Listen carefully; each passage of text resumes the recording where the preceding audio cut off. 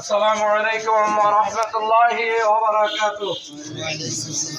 আল্লাহ পাক রব্বুল আলামিনের দরবারে লাখ কোটি শুকরিয়া যে মহান আল্লাহ তাআলা আমাদেরকে সালাতুল জোহর আদায় করার পরে আজকে সন্ত্রাসবাদী ইসকন যারা বাংলাদেশের মুসলমানদের ঈমান আকীদাকে নিয়ে লুট করার জন্য তারা প্রচেষ্টা চালিয়ে যাচ্ছে, ঠিক কিনা?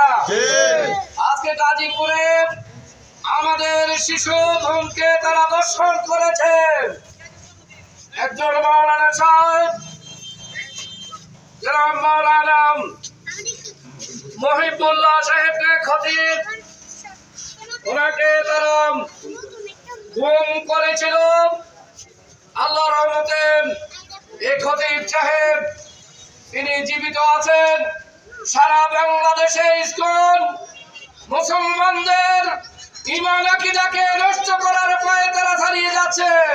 যারা আমাদের স্বাধীন সার্বভৌমত্বকে হুমকির মুখে ঠেলে দিচ্ছে, তারা বাংলাদেশকে ভারতের অঙ্গরাজ্য হিসেবে চায়, ঠিক কিনা? আমরা তাদের এই উদ্দেশ্য হাসিল করতে দেব না।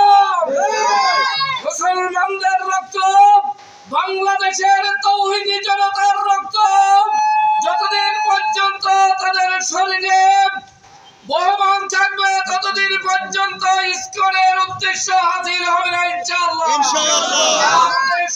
সরল মা বোনদেরকে প্রেমের পায়তারা করে তাদেরকে দর্শন করছে।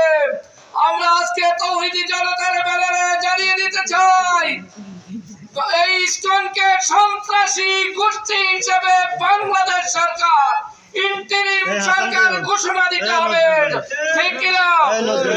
সম্মানিত উপস্থিতি, আমরা অতীতেও এভাবে ইসকনের বিরুদ্ধে মিছিল দিয়েছি। বাংলাদেশে যত অনৈতিক ঘটনা ঘটবে সামনে ইনশাআল্লাহ আমরা আমাদের বুদ্রি বাজার কেন্দ্রীয় জামে মসজিদের সম্মানিত খতিব ওনার সাথে আমরা পরামর্শ ক্রমে আগামী দিনে যত অনৈসলামিক কাণ্ড কর্ম ঘটবে বাংলাদেশে আমরা দল মত নির্বিশেষে সকল তৌহিদি জনতা একই ব্যানারে আমরা প্রতিবাদ করব ইনশাআল্লাহ।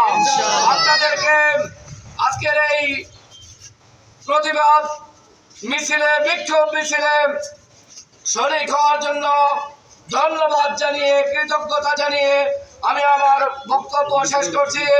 এই পর্যায়ে